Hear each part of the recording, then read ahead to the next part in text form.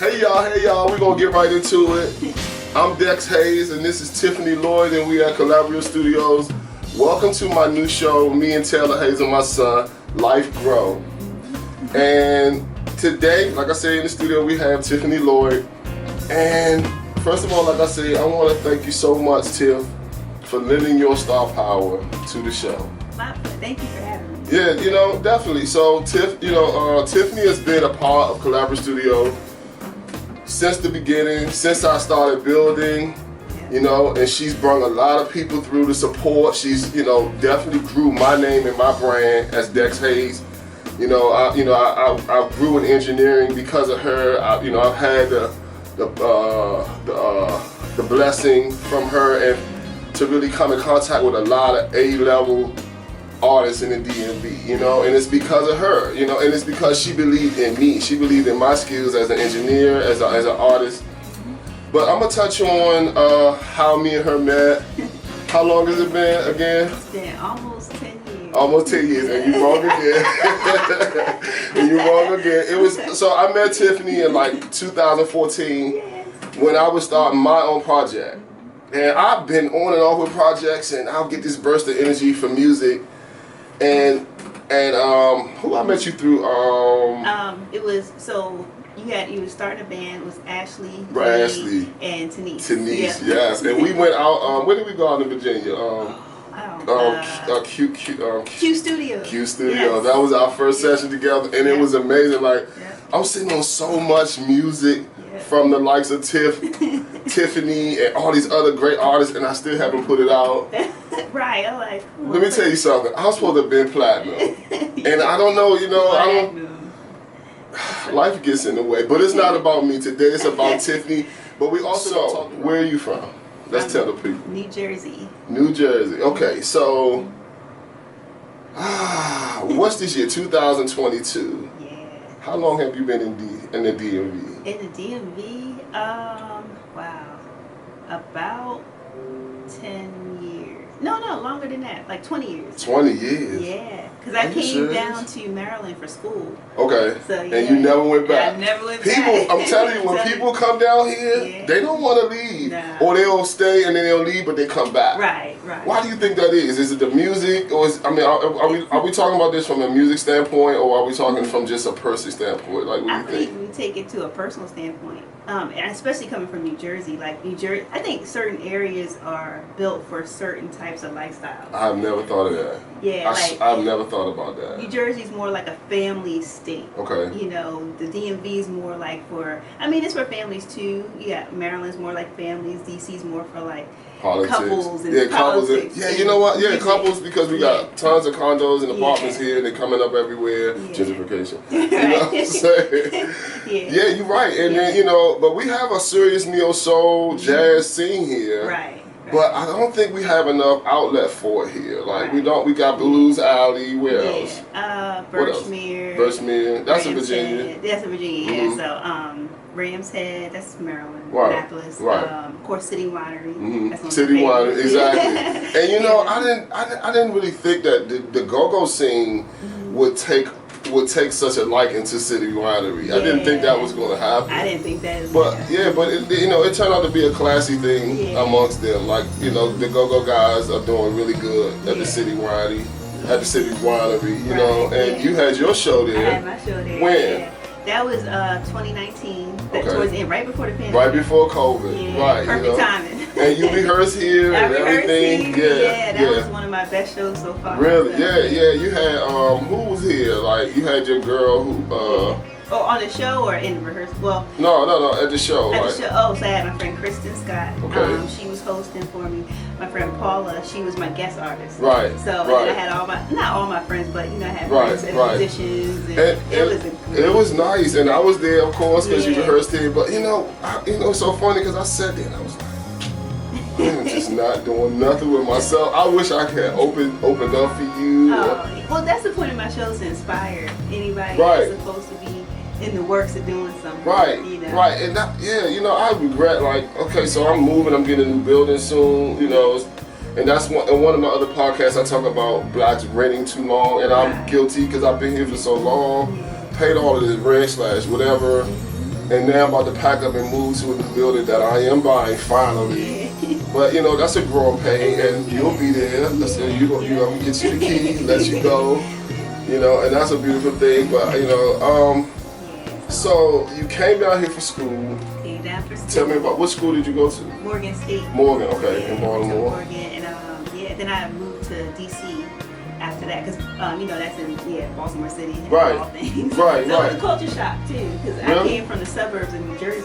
Okay. And I was coming down here waving at people I didn't know. They looked at me like I'm crazy. Like, you don't do that in Baltimore. Right, and that's the thing. Like, and I talked about that in another podcast about blacks coming together and stop trying to, showing love amongst each other as strangers. You know, and I really, I do that to black men. I see them in the world. I'll be like, "What's up?" and they be looking at me like, "This hot nigga, why he speaking?" But I'm trying to practice what I preach. I try to show the love without it being shown. Right. And hopefully it can be contagious, but it's still not really catching it, like I wanted to. But I'm gonna keep it. Just keep doing it. Yeah, just keep being you. Right. So school here. You say I'm gonna stay because music is here. This is where I can start my career. So, and then even from a personal standpoint, it was just more fun here. Really? Yeah, like I said, New Jersey is more of a family. It's not structured for music scenes. And they have music scenes, but not like DC or Maryland. But you was you've been in New York 1,000 times. What's the difference? Yeah. Like, now New York is different than New Jersey. No, in terms of New York versus here, in terms of trying to lay foundation. It's like polar opposite. Really? Is that good or bad? Like, well, it's always a pro and a con. I would say New York, because I worked in New York on Broadway. Okay. And that was the most time I spent in New York. And okay. It was like I had to. What? That was 18 or was that 19? That was 19 too. That was right after the City Wandering show. You've been busy. Like, you want to tell the fans a little bit about that? That production? Yeah, that was for Color Girls. That was a Broadway production. Okay. And, that was my first time on Broadway. Okay. First time living in New York. And you was there like a month? I was 4 months. 4 months? Yeah, because the show did so well, they extended it 3 times. Okay. Yeah. Okay, so for Color Girls, like, so you was in charge of. Obviously you was on bass, obviously. But did you have a chance to do any production? Did you do any changes to the music at all? Well, that was the interesting thing about Broadway. You can't change the music. Really? You have to play it as written. That was I want to say it was a discipline thing for me. Okay, because you like the ad-libbing. Yeah. Because you're feeling it. Yeah, exactly. So and it was a couple of like the MD. She's creative too, so she had to kind of stick. Yeah. It was a challenge. Right, and so talk about written. So that's part of your schooling. Yeah, that's a part. So when I was coming up learning bass for real, my pastor said, "I want you to learn how." And his wife, I want you to learn how to read music so that you can get gigs that I won't say gigs, but gigs that not everybody can get. I'm like, okay, whatever. So I went to school to learn how to read music on piano. Right, that's right. Cause I remember you know how to play a little bit, at least to produce, produce music. Yeah. And so for those who don't know, playing fluently and learning how to produce are two different things. But you can definitely get your ideas out if you can at least play. At least play what you're thinking. Play what you're thinking, exactly. And that's how I always play. Like I play what I'm thinking, but I can't play to entertain.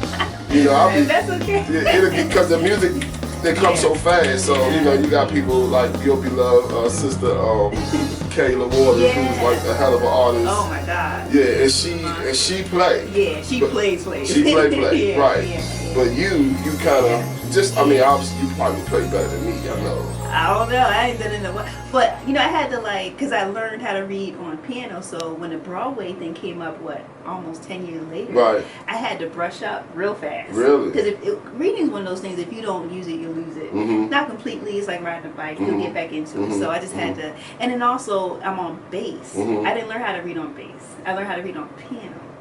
So it's all the same thing in a way. Different clicks, but you're not playing chords on the bass. Right? No, you can, but not not bass. Not in bass. So so it was a great experience. I think the biggest thing I got from that Broadway production was the bonds and the friendships formed from the staff, from the crew, from the actresses and the band. Adele says that a lot as well. Like everybody loves her based on their interaction and stuff like that. It's so imprisoning to be a great person, and then 1,000 people tell you you are, and you start to believe it, but then you can't go out in the world and show it. Right. And you have had the opportunity to go out in the world and show Yeah. the smile that everybody is seeing right now. Like, I'm telling you. So. Yeah, I run out there. I just run out there. Right. So you want to talk a little bit about your sponsors, like? Oh yeah. So sponsors. Yeah. Right. Okay. So all right, because I can get to the edits. Yeah. So let's talk about your sponsorship. And what year did that start? Like, what was the buzz that you think that hit that made people start to say, they started looking around the corner, we got to get that girl. Oh, I remember it like it was yesterday. Okay, tell me. It all started at the end of 2017. Okay, 2017. So up until that time, I was like, man, I want to get endorsed by somebody. You know, I want to, represent. I just like to represent. Where did the idea come from? So you wanted to do it, but I just knew about endorsements. So you saw other artists that you admired, right, was endorsed by. Yeah, more so. Or I would see artists even if I didn't know who they were representing companies that I love. Okay. So that's the key. Like a lot of people say, oh, how I get an endorsement looking for free stuff. It's not about that. Right. You got to represent companies you already really like. Okay. You like their products or whatever. Okay. They don't want to endorse you. Because that's the end goal. It's just like Collabrio. If I really believe in Collabrio, you don't have to ask me or give me free stuff, to say, hey, So, but people, I didn't have it twisted like that. I just want to know how to get endorsed. So I just kept doing my thing. I was, posting videos on Instagram. I had my Elric bass already, so I was just tagging them, not to say, hey, look at me. It was just like, well, I'm using your stuff. Yeah, your stuff works. I really like it. Yeah, because, let's not sugarcoat it. Like, it's a business. It is a business. Even though you're in entertainment and you love to entertain. Right. It's still a business, and you have to be strategic if you want to get to the next level. Yeah, and the interesting thing was, I didn't even know that you can get endorsed by a bass company. So when I say I was just tagging them, I was just tagging them. I didn't think nothing of it. And then they reached out to me and said, would you let us, endorse you? I'm like, what? What? From that point on. Stop right there. I gotta stop you. Stop right there. When you got that, was it a DM or? It was a DM. It was a DM. Yeah, check the DMs, man. Check it. I missed a lot of opportunities to DM. When I posted a couple songs that I had done in sample, a lot of companies from England was hitting me like, we want your music playing on our station. I was just so inspired, but I could not. I can't keep up, with my business and my But back to you. So in your DM, my DMs, like I just want to feel that right now with you.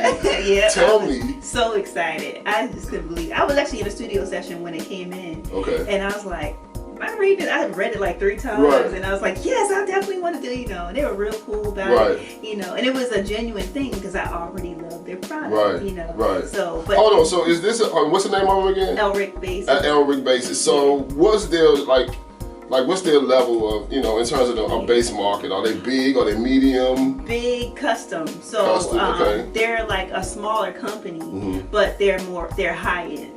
Put it that way. Right, so they're basically like a Rolls Royce. Right. You're not gonna see many on the road. Exactly. But you got a Rolls Royce. I got you. Exactly. So so that's why you like them. That's why I like. Well, I like them because I really love how the bass feels and sounds. Right. So and I'm of course proud that they're elite and all that stuff. Right. Yeah. Okay. Yeah, so were there any other offers? Yeah, that started a domino effect, literally. Really? And it was Risha, drummer. Yes, I love Risha. She was the first one that was one of my friends that I knew, or still one of my friends that I knew had endorsements. I used to ask, like, how do you get endorsed and stuff? And she said, all I can tell you is once you get one, they're all gonna come in. And she didn't never lie. That's exactly how it happened. After that, I went to NAMM, so that was how I got into NAMM the first time. Okay. That next year. So hold on, explain to the people what NAMM is. Oh, okay. So NAMM is like think of it like a big convention. For artists and musicians. Yeah. And it's like you go, it's 1 million vendors, workshops, vendors and things like all that. Music. All music equipment. And so if you're a drummer, you can go and you can talk to different companies that you're interested in, and you can try stuff out. You might get endorsements right there, or offers, or it's a big networking event. Yeah, I think probably NAMM is probably also very good for collaborations. Oh, big time. Well, yeah, after the fact. Even in no, I mean right like there. artist to artist. So like let's just say somebody want to hook up with you and you post that you're going to be there. Yeah. Oh, They be skating like, I know when you gonna be on this day. You gonna be on that booth. Yeah. But real talk, like that's how you Yeah, that happened to me even this time. What happened? I was at my Elixir booth. Okay. And it was Hold on, Elixir, that's the strings. That's the strings, yeah. Okay, so that was which one? Second, third, or fourth endorsement? That was, I want to say, third or fourth. Okay. That was a little more, and interestingly, that was the one I actually applied for.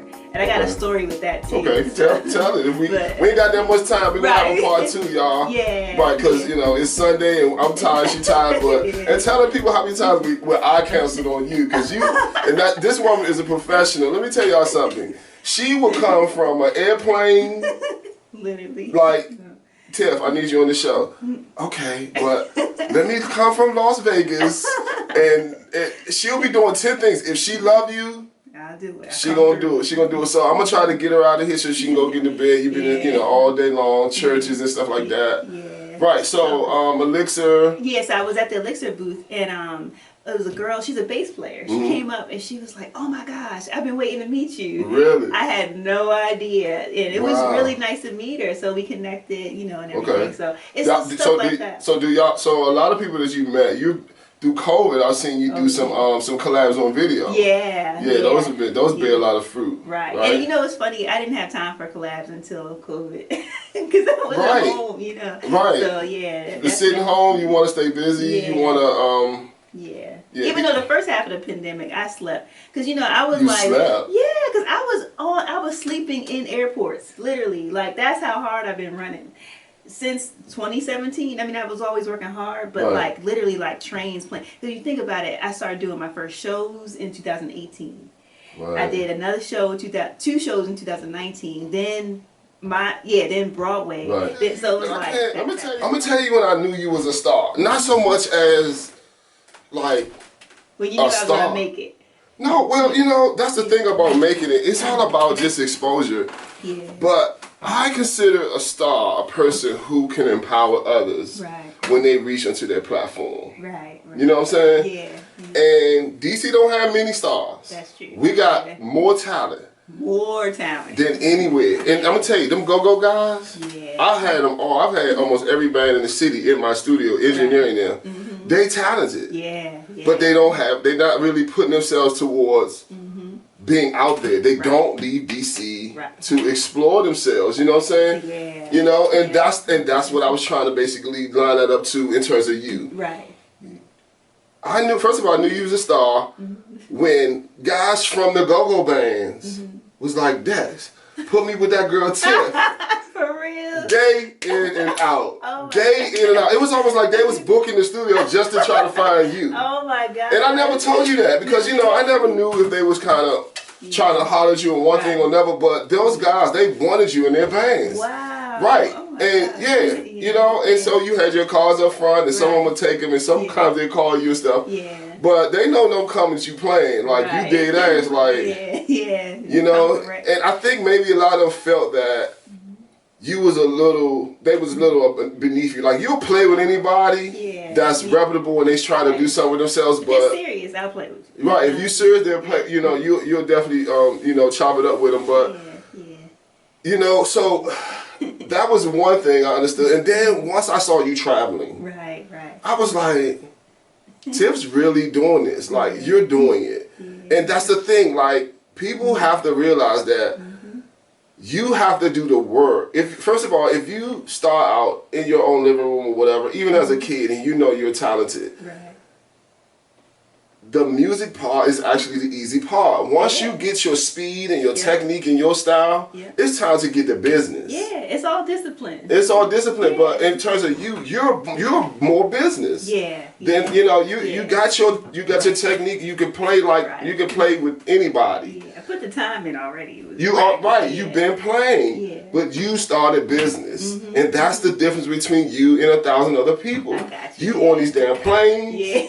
You in New York. You in plays. Yeah, right. On planes, in plays. You know what I'm saying? Yeah, yeah. Back and forth. Every time I see your gram, I'm looking at an airport shot, LA, this one, that one, and this is this little bass player out of Jersey. Right, it's just out of Jersey. Right, so you know when you see this show, this episode, you know, if you have ideas or you have questions about how to make it, there's really no such thing as make it. It's more so just, to me, just exposing yourself to others. That's the whole thing. You gotta put yourself out there. Right. Nobody else is gonna do it. Yes, I mean, it's cool to start playing on the gram and showing people your skill, but you also have to go in those DMs. Yeah. You have to say, hey, can I collab with you? I'm gonna come to you for free. Or present yourself to a point where people will DM you. Like, I never DM'd other people to collab. Okay. But they'll DM me, not sounding cocky or anything, but when they see, and I've had people say that to you, like, we see you're really on your grind. They want to collab with you. They want to collab because, you put people in a position where they start feeling like they was going to miss something. Right. You're like, don't leave me, damn it. Right. And I mean, obviously, you lost some friends because of that. Yeah, a lot of jealous people who... Yep. And I thought about that the other day, like, it's like my circle's always evolving, but it's not a bad thing. Right. It's awkward sometimes, it's uncomfortable, but it's because I'm always evolving. You think about it, you never see the same Tiff the next year. Like, you knew me all these years. Was I the same person last year? Nope. No. Year before that? No. Every year, so much, so often I'm trying to evolve and get better and better. Right. And I just try to, like, look back on those friendships and stuff, like, it's always bittersweet, but I try to look back on the positive. Like, I don't trash the whole friendship. Some people, you can be friends with somebody for 10 years and all of a sudden y'all not friends anymore, you're not talking no more, and that person was a trash. No, I say that person was a great friend for the time period we were close. I'm with you. Yeah. So, I want to get to this other thing. I want to talk about Mono Neon. Oh man, that's funny. Yes, sir. You thought I wanted to talk about it. Okay. Right, so we were just laughing about Mono Neon. It's at Mono Neon. What's his his Instagram? Yeah, his it's name. actually Mono Neon. That's it. That's it, yeah. He's amazing. We're gonna go down that line for 1 second, but let me tell you.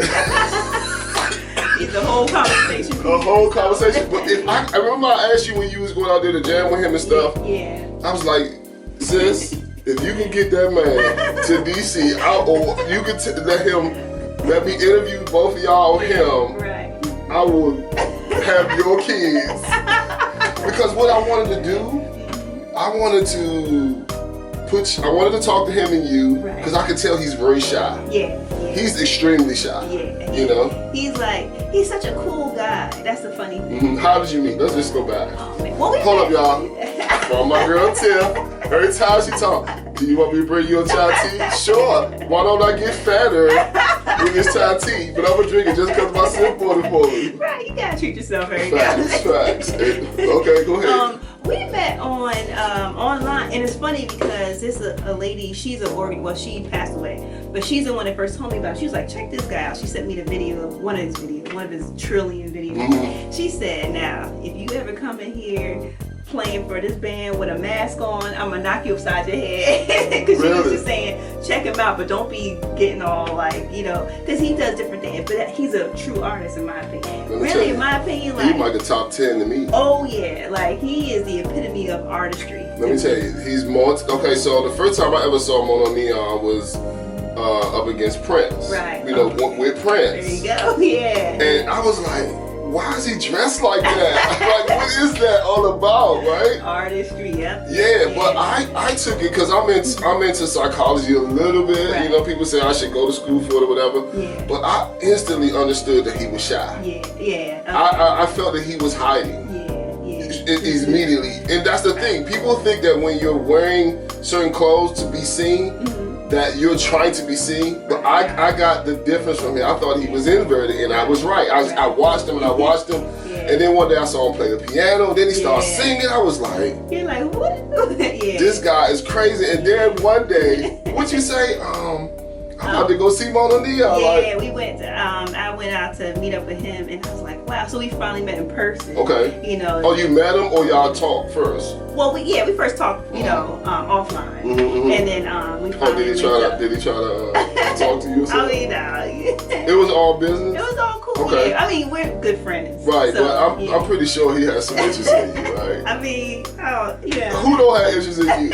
You know what I'm saying? No, I can be so oblivious sometimes. Right, because that's how you keep it professional. Yeah. You never know who you like or who likes you. Right. You know, you could be around people you had no interest in, Right. and then all of a sudden All you could realize that he's interesting. You'd be like, Right.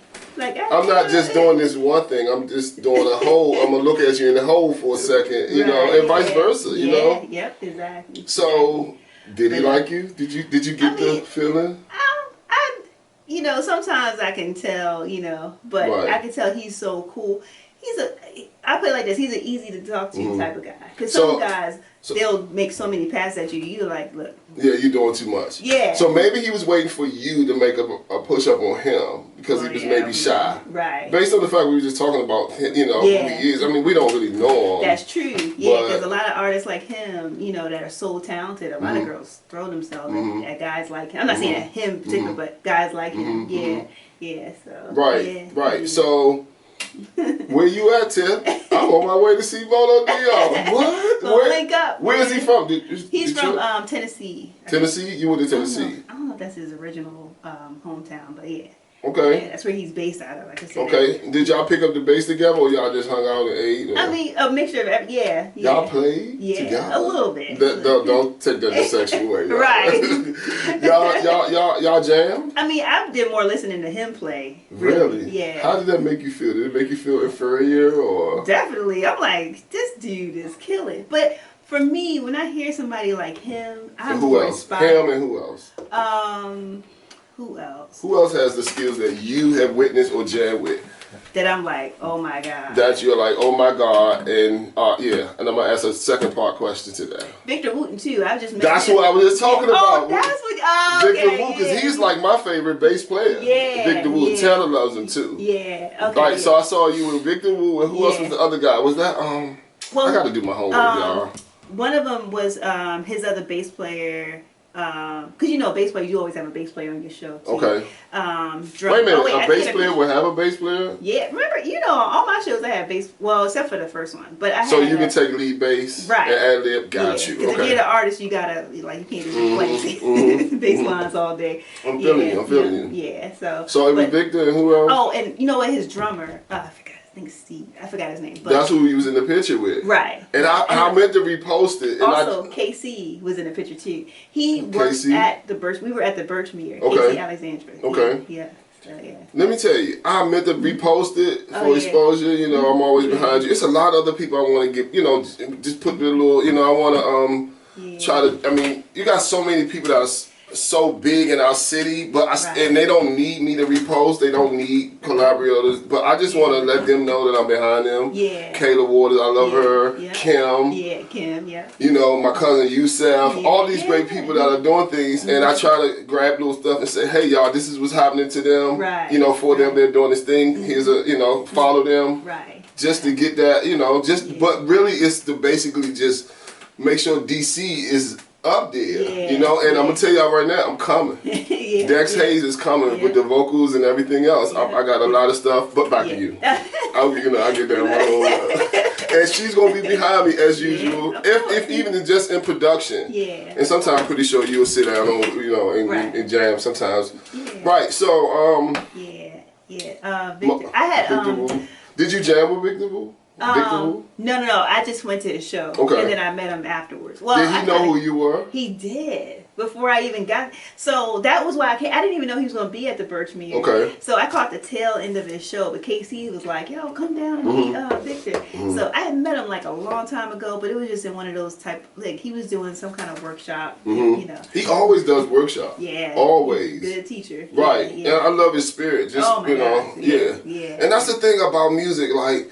Even if you're a bad person, music empowers you to fake like you're good, and so that means you get the best of a person as a fan. Right. So as a fan, we get to see you be on your best behavior, and we love you for that. You could go backstage and be mean to everybody you know, but treat us the like fans don't know. Yeah, the fans don't know. Right? We want the best you, and that's what music empowers you, enables you to do. Right. Exactly. To be your best you. You know. Exactly. Right. So. Exactly. So. I got like 1,000 questions, and I'm not gonna hold you too much longer. We're gonna have a part 2. Okay, Jimmy Jam and Terry Lewis. That was fun. What? Yeah. You was with them? Yeah, I took that was at the end of April. That was right after I got back from the Grammys. So that event was. I didn't even get to that part. This is a Grammy. Are you a board member? Are you a voting member? Voting member, yeah. A voting board member. And I'm trying to get that. I'm a part of the Grammy Youth program now, too. Yeah, and I'm trying to get with that as well. Yeah. You know? Yeah. I'm still waiting on my little, you are a part of it too, Dexter. So I can just post and be like, you know. Right, so, but tell me about your Grammy experience in terms, how many times have you been to the Grammys? I went twice so far. Twice, okay. Yeah, so what is it like, the atmosphere? And first of all, actually we're gonna end on two notes. We're gonna end on her Grammy experience, and we're gonna double back on a couple of more collabs. Yeah, okay. And then we're gonna let y'all go, and I'll post it, and then we're gonna come back in, y'all, from a little break. I was asking T-Bone, Tiff.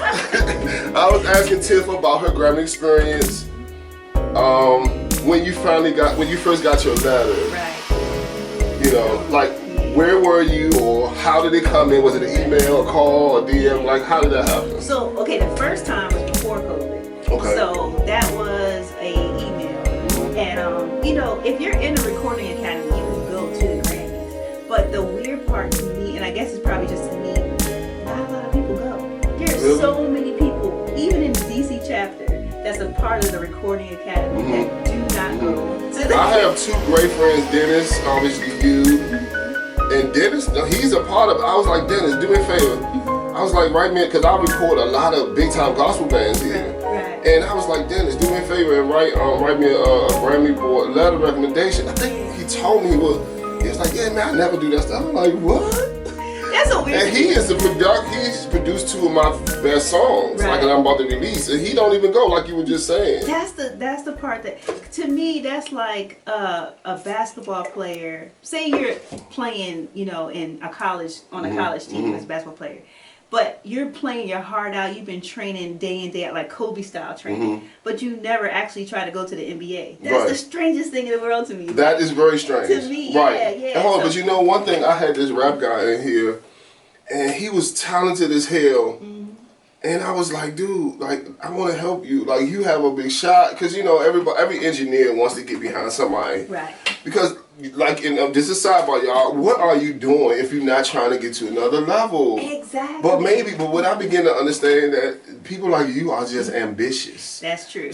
And the guy said to me, he didn't say it, the rapper didn't say it. He said, I posted it, and somebody checked me. They checked me, it was like, for some people, it's just therapy.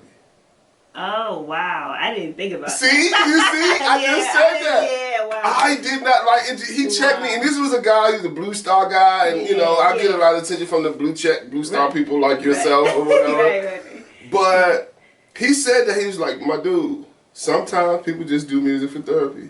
Wow. And I was like, dude, you are exactly right, and I'll take everything back. You are right. I had to concede. Wow. Yeah, some people do music. They spend all this money for therapy. Just for therapy. Yeah. It's just like somebody who will restore a car. Yeah. You know, but don't want to be like a go-hard mechanic. Right. They get their cars. They're just driving around the city, and then, you know, some people do their golf and their bowling leagues. Right. You know, why are you going there every week to be in this bowling league? It's therapy. And music is, as you and I know, is extreme therapy. Yeah, it is. It's extreme therapy, you know? I just never thought of it as just therapy. Yes. People come here and spend hundreds and hundreds of dollars with me for therapy.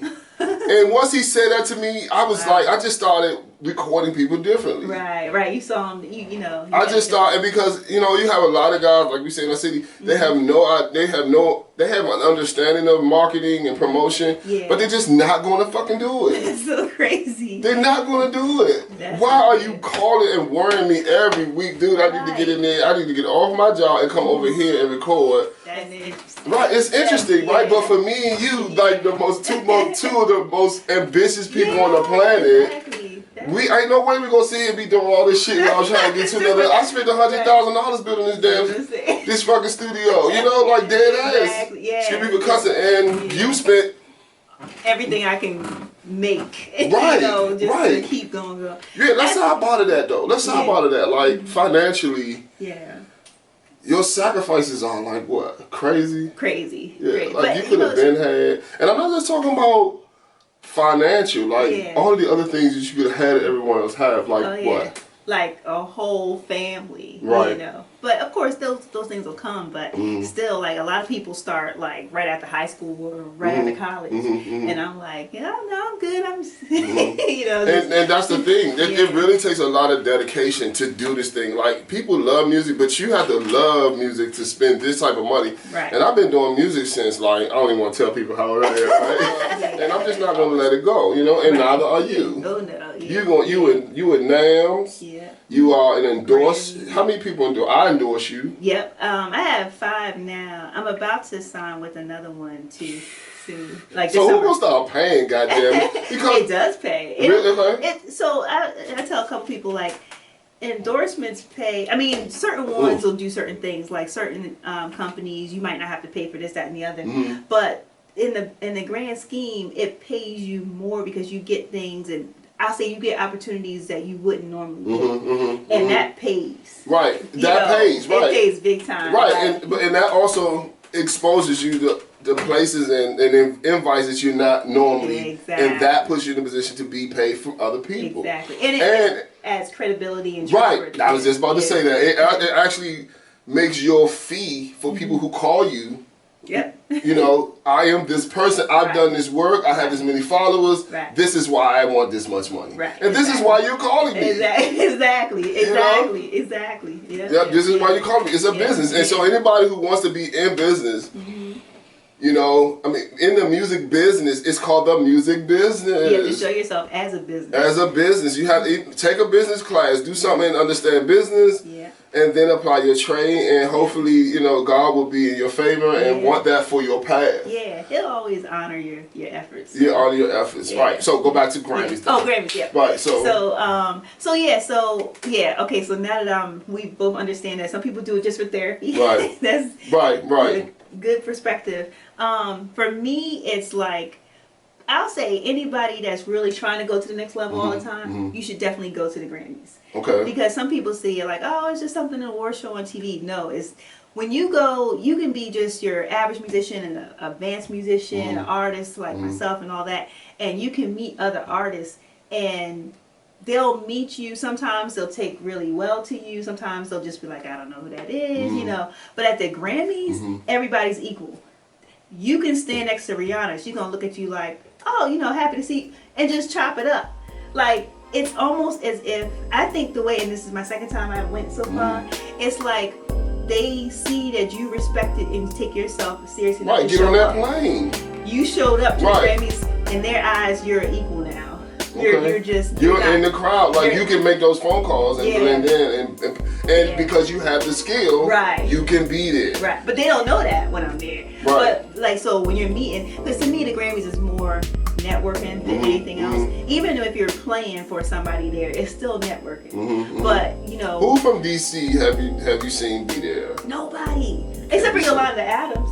Right. Well, no, she's not from here. But no, nobody. Really? I don't know anybody else from DC that you seen at the Grammys, but you. But myself. Which that is so weird. Sad. Like, it's crazy. I promise you, I'm gonna chop this up and turn it into a name or meme or whatever. Yeah. Why are DC people? Because a lot of the DC guys are, like you said, Grammy people. They you know they can be there, but they won't hop on their plane and represent. They go to the local parties. Now I will say though, and this might be why you get a lot of respect from other celebrities there. It costs a pretty penny to show up.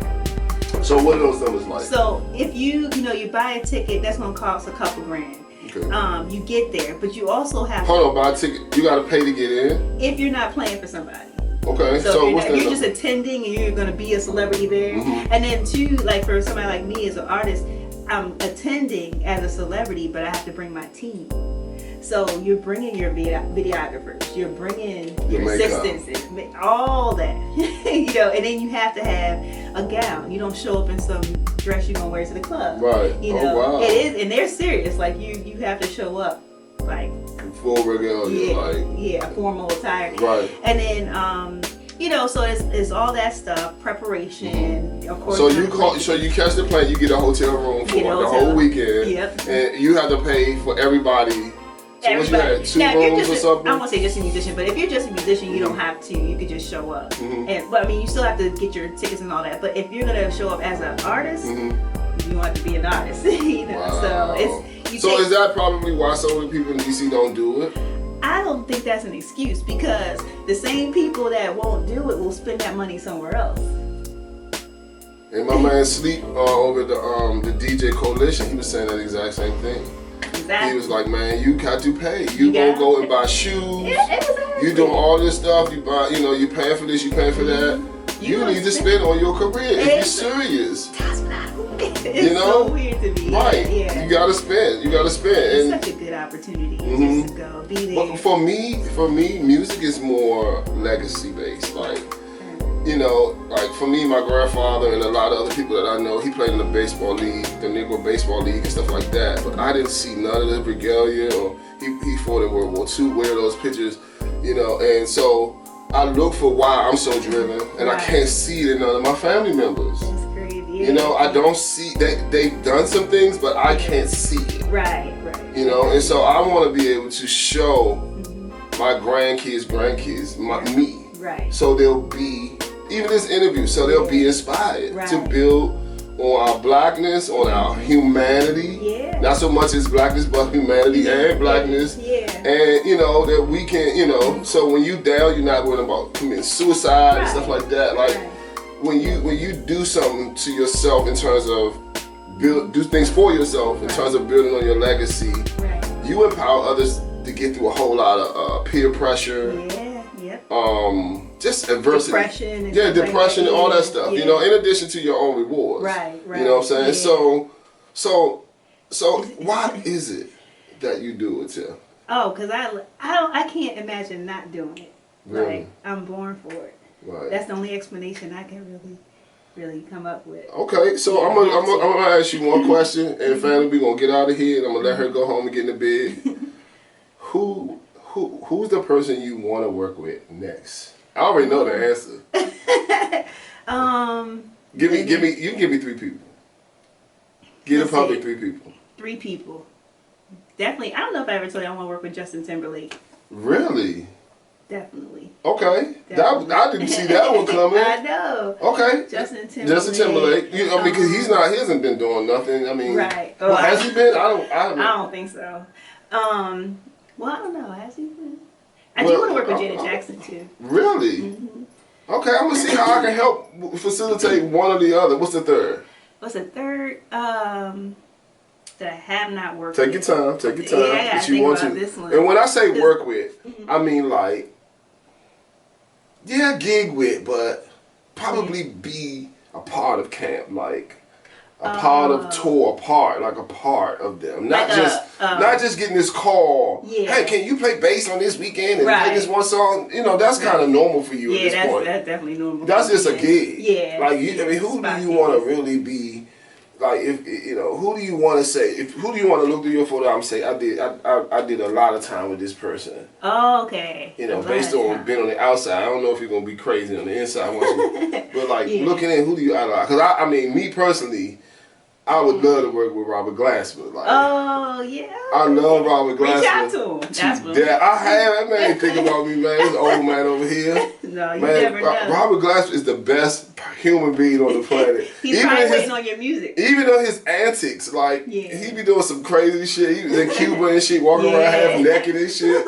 And I was like, but that's genius. Like not in terms of that, but just the way he thinks. The way he thinks musically. That's what makes him. And the way I ad-lib. The way I'm walking around with sounds in my head. Right. And then the way he's taking rappers and all these other people and beautifying their message, Common and all these other great artists and stuff like that. Right. I would love to put something out, a couple of things out and get noticed for him and a couple other people. Right. And basically get an invite. Or I'll pay anything. Like, what you want, $100,000, $50,000, it's whatever. I just want to do one song with this man, and then I'll be good. Right. Like you can do it. Yeah, I'm paying. You gotta put your music out. I gotta put my music out, put a couple videos and stuff, show my great beard, and just be about it. Yep. That's what he'll respect. He sees you doing your thing. It's on and popping for you. Right. I want to work with Common. All of the guys up in New York, man, that's on the Neo Soul. Because Neo Soul is my beautiful jam. I want to work with your girl, Kaylin Waters, one day. Like, she's amazing. I want to just, because I got all these songs. I have 300 songs in my head and produced and engineered myself. But I love to sit down with her and just just pull my mind out too and see if she come out with something for me. Right. And then I'll just drop it and drop a video, maybe. Yeah, right. We'll never know. But for you, it's Justin Timberlake. Justin Timberlake, Janet Jackson. And somebody unexpected. I don't know. Like, I think it would be, actually, this might surprise you too, not necessarily an artist, but like an actor in some sort, where we'll do like a collaboration. I'm a musician, an artist, and that, so somebody on the other side. Okay, so you don't know who that person is yet. I don't know who that person is yet, but something like But that's the beauty of music, because you want to evolve into something that collaborates something, and what'll happen, I believe, is you'll just be sitting there, that's it. And that's your artistic self in the future. Yep. Or, another way it happens for me a lot of times is I'll have that person in mind, or finally think of who it is, but I'll just keep doing me, and then all of a sudden that person will find me. That happens. It just happens like that. But it's just like we were talking about, staying on your path, doing you, because that's what people see. When you're chasing other people, they don't want to be bothered with you. Right. That's true. Like, that's true. Just, legends don't chase other people. This is true. So if you want to become a legend, you create your own. I was like highly inspired by Kobe Bryant. Right. And he's not even a musician. He wasn't even a musician. Right. Well, he was. He could play piano. But I took him as arrogant. I know. But he was just confident. But I wonder if arrogance and greatness is the same thing. Sometimes it gets intertwined. It's intertwined, because I used to box, so I watch boxers be arrogant. Yeah. But I wonder if they have to be arrogant to be a champion. I think it's more so confident, and a lot of times confidence gets mistaken as arrogance. So, but maybe in a behavioral standpoint, they're confident and don't know how to be not cocky. Right. They might not know how to be, because a lot of times you see certain people do an interview and they say, I'm not arrogant, I'm just this, you know what I'm saying? They're trying to downplay it. Yeah. They don't really know that thin line between. What they really feel. Yeah. I'm gonna kick your ass. Because I'm the shit. And all in the same sentence. But I'm not, I had to tell them, exactly. Yeah. So, and I'm gonna let you go in a minute. We just having so much fun. I know. Tell the people about your kids program and your tutoring and stuff like that. Oh yeah. So I became a mentor in the Grammy Youth program, which was great, because that's something I do anyway. Like, I like to mentor and give advice to the serious ones, not the ones that don't want to put in the hard work. So when Grammy Youth program presented me with that opportunity, it was perfect, because you already know those kids are serious, because they're in the Grammy Youth program. Those are them Duke Ellington type of kids. My daughter Destiny was in Duke Ellington doing the acting, and like you said, them Duke Ellington kids, they about that life. Yeah, exactly, and that makes it, because I only know how to teach according to, I only know how to teach people that are serious. I don't know how to teach people how to get into this business as a hobby. I don't know how to do that. Well, should we say what we said earlier? Therapy. Yeah. We're not doing no therapy. This ain't no therapy. It'll be therapeutic, but you better be getting to the next level. You better be changing every couple of months. Because I inspire so many people, and then I double back in them, and they be like, oh. And for me, as a and this is one of those questions I always get as a female artist, you also got to look out for the ones that want to sign up for help and all that, just to holler at you.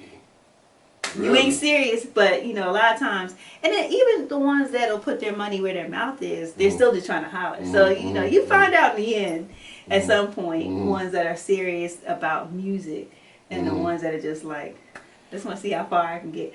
So what is so you've done almost everything. Do you have any music coming out? I'm still working on my EP. Okay. You ain't got time for that. I'm working on my next show too. Right, you ain't got time for that. So it's gonna be hard to make time.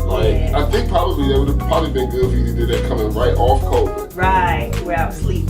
Yeah, but you I thank God for COVID though. I was because I think the way not to take away from the people that lost people suddenly from COVID, but for me, in terms of your break, man, because I realized nobody saw the pandemic coming. Not necessarily for what it was. Even conspiracy theorists didn't know exactly what was going to happen. So we didn't see it coming. So I think the way I was running, not thinking I was going to get that kind of break, not looking for a break either. if I didn't get COVID that time to rest, I would have been aging fast. Because you think about it, like I said, I was sleeping in planes and trains and stuff like that. Yeah, because the calls that keep coming. Yeah, but that's how it was for here. Yeah. Like I was like, so I own and operate a construction company, family, and right off the concrete truck, right off the backhoe, I'm pulling up in work trucks, running in here, bands outside, waiting on me to come and open the door, cause I'm running behind.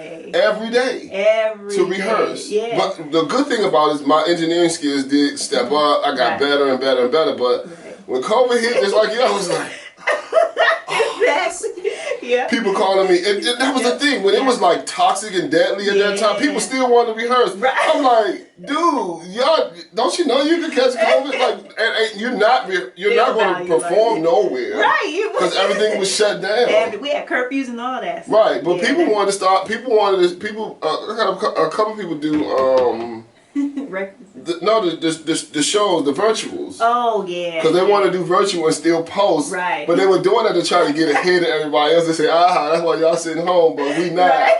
That's what they were doing. I was like, I ain't messing with y'all. I'm going straight home. That's what I noticed with social media when COVID first hit. It was like everybody had to post videos and stay busy, and they would say, "Tiffany, what are you doing to stay busy?" I'm like, sleeping to recover. You know. Yeah. And then once everybody, it seemed like to me, once everybody started getting a little tired and stuff, and the posting wasn't, all day, every day, that's when I felt more rested, and I started posting. Right. It's kind of like when Graham went down for a day. Oh yeah, that was 2020. Right. Yeah. But when Graham went down for a day, people like Just Hilarious and all of them was so happy. Yeah. It was so many people who live off the gram. Right. They was like, I was like that day was the best day of my life. Yeah. But that made me ask, like, what was everybody doing before COVID when they felt like they had to turn up when COVID? I'm like, so was y'all sitting around before, that y'all didn't need to just take a break? Right. But that was definitely. So you took a break. I took a break.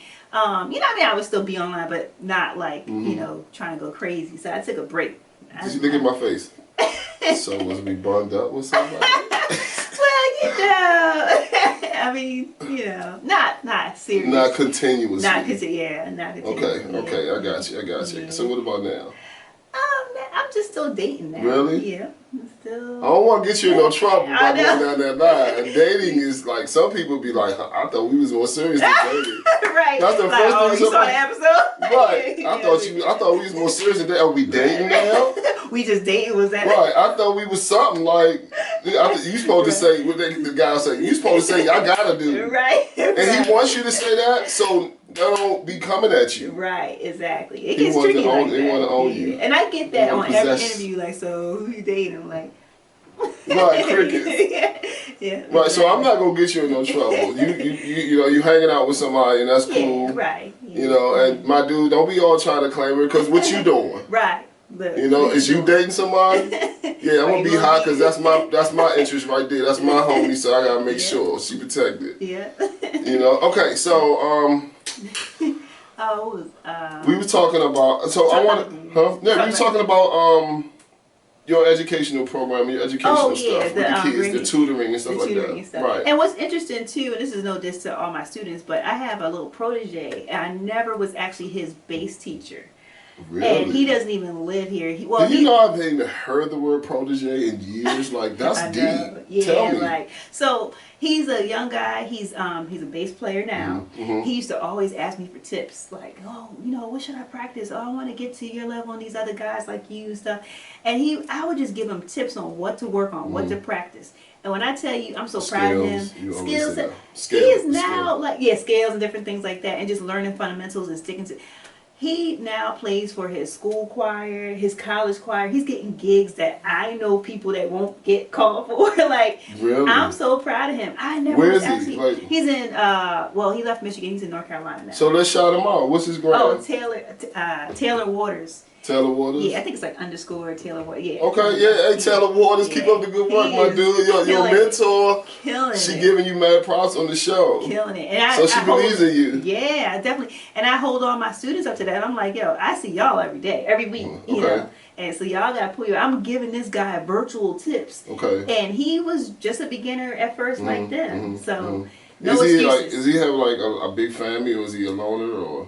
He got a brother. A brother. Yeah. Okay. So he's just self-motivated, and he just wants to make about it. you, right? Yeah. But I mean, yeah, that's beautiful. He wants to make it. Yeah. So maybe one day you'll probably hook up with him, or have him meet you in a city and hook up with him, something like that. That'd be beautiful, you know. It's to a point where before it was like, he was learning. Now I could almost, if I'm somewhere, I could almost refer him for a gig. I won't say almost. Are you serious? He's that good? He's really good. He's solid. You will refer him, put your name on it. Yeah. Yeah. Because he's doing really well. I mean, he's coming along still, but he's doing very well. I trust him, put it like that. You have a point where you trust somebody. Yeah. So what I would like to do, once I open up the new Collabrio, I would like maybe you to do a workshop, like what's my man, Joe? Oh, Joe Willett. Joe Willett, he did a workshop here a couple years ago where he did a producer's workshop. Oh, yeah. And that was pretty good. We had a lot of people here. Right. And so maybe, you can do a workshop, and, people like Risha and stuff like that can do workshops, bring in the drummers and stuff. Right. And that's what it's about, like, so the new facility is going to be bigger than this one. Yeah. And it's going to be a room where it's all, like, the band stuff will be set up. Right. And then I'll have the other rooms, like your booth and stuff like that. Probably 3,000 or 4,000 square feet like that. 3,000 or 4,000 square feet. Okay. And people, such as yourself, can come in and say, okay, I'm gonna do a workshop from, I guess, this weekend to that weekend every day. And, the kids will come and pay for it, their parents will pay for it. And you could probably get into DC Recs and stuff like that. Yeah. Like, you can get paid to do that. Right. So I'll get in the DC Recs program for having a facility. Right. And you'll get into DC Recs for being an instructor in that facility. And that can go on, obviously, with our things, just collabing that way and stuff like that. Yeah, that's all. Right, what I'm saying? Okay, y'all, so I turned the air off so her makeup and her beauty won't go, but there is, we need to cut off, so we're going to close out with thanking y'all so much for tuning in, and I got the amazing Tiz Bass, my sister Tiffany Lloyd in the house. Hopefully I can get some of her comrades in here next time we talk. I would love to get Kayla Waters in here to sit down and talk shop. And what's your other crew? I have Kim Jordan. Yeah. My friend is a singer, Dejira Brickman. Okay. I'll give you her Instagram too. Okay, yeah, I'm gonna follow her. Really good. If you say she hot, Right. Who else? What are your drummers? What's my girl I posted the other day? Girl, Tweet. No, I posted it on my stories on the Collabrio. She's from here? I think she's from Cali. She's a drummer as well. Danielle? Yes. Okay. Yeah. Yeah, man, I think she's been here before too. Yeah, she rehearsed here and she practiced and helped you a couple times. Yeah. Man, I want to get all these people in here, man, and just build up because if you notice, all of the podcasts that are in our neighborhood are always talking about relationships and shit. Right. They're not talking about the music. Right. No podcast is continually talking about the music. And right, and we need to have a program. It's just like nobody from our Grammy area is going to the Grammys. Nobody from our Grammy area is sitting down talking. That's crazy. Yeah, so I want to be the platform. I want to be hey, the platform. Yeah, I mean, I'm building. I got like 70 followers. I got like 70 followers.